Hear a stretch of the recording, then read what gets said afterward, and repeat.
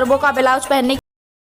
बहू, तू रात के 12 बजे बेटा किचन में क्या कर रही थी? वो मम्मी जी ये रात को लेट आए थे तो इनको खाना गरम करके दे रही थी। बहू, तेरी खुद के नजरों में तेरी इज्जत है कि नहीं? तेरी सेल्फ रिस्पेक्ट बची है कि नहीं? है मम्मी जी। क्या जरूरत है आधी रात को उठ के खाना देने की? वो खुद नहीं लेके खा सकता। अरे गलती बहुत तेरी है, तू ही बिगाड़ रही है उसको। मैंने क्या किया मम्मी जी? हर दूसरे तीसरे दिन तो वो दोस्तों के साथ पार्टी करने जाता है और तू तो रात को खाना ऐसे देती है जैसे कि वो जंग जीत के आया है। मैं क्या करूं मम्मी जी?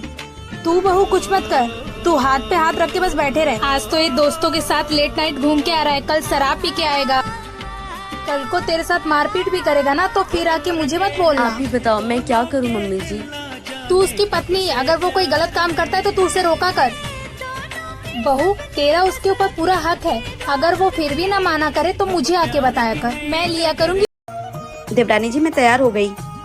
अरे देवरानी जी क्या हुआ, आप इतनी उदास क्यों हैं? और आप अभी तक तैयार क्यों नहीं हुई? वो दीदी मेरा मन नहीं है जाने का। लेकिन क्यों देवरानी जी? दीदी मेरा आपके देवर के बिना कहीं भी जाने का मन नहीं करता है, चाहे कितनी भी अच्छी जगह क्यों ना हो। मन अंदर से खुशी नहीं होता है। अरे देवरानी जी घूमने फिरने का मन किसका नहीं करता है, वो भी इतनी गर्मी में और ऐसी ठंडी जगह पर। ठंडी में तो वैसे भी हम कहीं घर से बाहर नहीं जाते हैं। ठीक है देवरानी जी, अगर तुम्हारा मन नहीं है तो तुम्हारे भैया को बोल के ये प्लान कैंसिल कर देती हूँ। अरे नहीं नहीं दीदी, मेरी वजह से आप लोग अपना प्लान कैंसिल मत करिए। आप और जेठ जी घूम आइए जाके। कैसी बात कर रही हो देवरानी जी, ये तो हम तुम्हें खुश देखने के लिए प्लान बनाए हैं। और जिसके पास बहन जैसी देवरानी हो तो भला किसका मन नहीं करेगा साथ में घूमने जाने का। दीदी आप सही कह रहे हो, अब तो मुझे भी आपके देवर का बेसब्री से इंतजार रहेगा। जब वो इस बार आएंगे ना तो हम कहीं लंबी छुट्टी पे जाएंगे। देवरानी जी तुम्हें पता है मुझे खुशी सबसे ज्यादा तब मिलेगी जब मैं, तुम्हारे भैया और देवर जी और तुम हम सब साथ मिलकर कहीं घूमने जाएंगे। ठीक है, मैं इनको बोल देती हूँ कि देवर जी के आने का वेट कर ले। क्या आपके पास भी बहन जैसी देवरानी है? आज के बाद तू अपने माँ बाप के पास कभी नहीं जाएगी। लेकिन क्यों? लेकिन क्यों? तूने देखा नहीं कि वहाँ पर तेरे माँ बाप ने मेरी कितनी बेइज्जती की। मैंने एक बार बोल दिया कि तू नहीं जाएगी तो बस नहीं जाएगी। तूने अभी तक खाना नहीं बनाया? हाँ नहीं बनाया और नहीं बनाऊंगी। क्यों नहीं बनाएगी? क्योंकि सुबह में तुम्हारी मम्मी को नाश्ता देने में लेट हो गई तो उन्होंने सबके सामने मेरी बेइज्जती कर दी। तो इतनी छोटी सी बात पे बतंगड़ बनाने की क्या जरूरत है? अगर एक दामाद को उसके ससुराल में कुछ कह दिया जाए तो वो घर छोड़कर आ जाता है और सारे रिश्ते खत्म कर लेता है। लेकिन जब एक बहू को उसके ससुराल में भला बुरा कहा जाए तब भी वो उसी घर में रहकर रसोई में सबके लिए खाना बना रही होती है।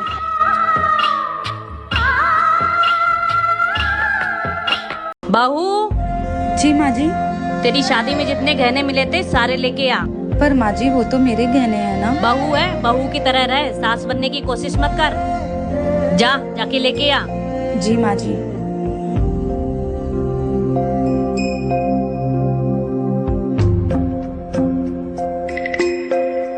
तेरा बाप तो गरीब है लेकिन तुझे इतना सारा सोना दे के भेजा। वो क्या है ना माँ जी, एक गरीब पिता अपनी बेटी को इतने सारे दहेज और गहने इसलिए देता है ताकि जिस बेटी को उसने अपने घर में राजकुमारी बनाकर रखा उसको ससुराल में नौकरानी ना बना दिया जाए। इसलिए एक गरीब बाप अपना पेट काट काट कर अपनी जमा पूंजी से अपनी बेटी की विदाई एकदम शौक से करता है। और वैसे भी ससुराल वाले के तो मुंह पैसों से ही बंद होते हैं क्योंकि बहुओं की कोई कदर नहीं होती है ना। एक बाप अपनी जान का टुकड़ा दे देता है उठाकर। माँ, अरे मेरी बहू आ गई, लेकिन बेटा तेरे भाई किधर है? माँ भाई ऑफिस चले गए, उनको कॉल आया था। ठीक है, बहू को अंदर लेकर जा। ठीक है माँ, चलिए भाभी। हाँ वो नहीं है ना तो हंगामा हो जाता। क्या बोले भाभी आप यहाँ पे बैठिए, मैं आपके लिए कुछ खाने के लिए लाती हूँ। और ये घूंघट हटा दीजिए, मैं आती हूँ। माँ जी, दीदी सब कहाँ गए? बेडरूम में देखती हूँ।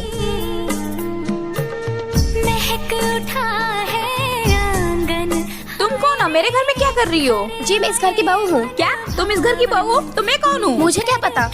तुम्हारे पति का नाम क्या है? लकी जी। लेकिन मैं उनकी बीवी हूँ। क्या? जब मैं पहले से लकी जी की वाइफ है तो मेरी शादी क्यों करवाई? मेरा सपना था कि मेरे बेटे को दो बीवियां रहे हैं। नहीं, मैं अब आपके बेटे को छोड़ के जा रही हूँ। हेलो माँ। हाँ बेटा। माँ प्लीज विदाई करा लो यहाँ से मेरी। कोई बात है क्या? मैं यहाँ रह के थक गई हूँ, क्या बताऊँ आपको। ना इनके घर में एसी है ना कूलर है, सारा दिन गर्मी में रहना पड़ता है। यहाँ तक कि रोज रोज गर्मी में खाना भी बनाना पड़ता है। अब मैं ये सब और नहीं झेल सकती माँ। तो बात करवा अपनी सास से। ठीक है मैं अभी बात करवाती हूँ। माँ जी। हाँ बहू, मम्मी बात करेंगी आपसे। हेलो। हाँ समधन जी, प्रणाम प्रणाम। मेरी बेटी की विदाई कर दीजिए, उसे वहाँ पे सुकून नहीं है। आप लोग गर्मी में उससे खाना बनवाते हैं। ऐसी सास होने से अच्छा है कि मेरी बेटी बिना सास के ही रहे। समधन जी, ई का तरीका है बात करने का और विदाई मांगने का। एक तो आप पूरे 1 साल बाद फोन करके विदाई मांग रही हैं और वो भी इस तरह से। आप बताइए विदाई करेंगी या नहीं? हाँ करूँगी। आप कल अपने बेटे को भेज दीजिएगा और ले जाइएगा यहाँ से। बहू जाओ, जाके पैकिंग कर लो, लेकिन मेरी एक बात हमेशा याद रखना, अपने माँ के संस्कारों से बाहर निकलने की कोशिश करना। ऐसे घर नहीं चलता है बेटा। भाभी, आपको बहुत गर्मी लग रही होगी। हाँ देवर जी, बहुत गर्मी लग रही है। तो एक काम करो ना, ये सब निकाल कर रख दीजिए। नहीं, अभी मैं नहीं निकाल सकती। न्यू शादी हुई है ना, तो सब देखने के लिए आएंगे। अरे कोई बात नहीं, मैं माँ और भैया से बात कर लूँगा। जब जरूरत पड़ेगी तब पहन लेना। धीरे धीरे रंग सजा के तूने कर दिए उनको पूरे। भाभी इधर आओ जरा। हाँ दीदी, आपने हमें बुलाया? हाँ भाभी, ये देखिए हम दोनों ने आपके लिए नया साड़ी लेकर आए हैं। और भाभी इसमें ना हम आपका नेकलेस भी लेकर आए हैं। भाभी आप ये देखकर बताइए।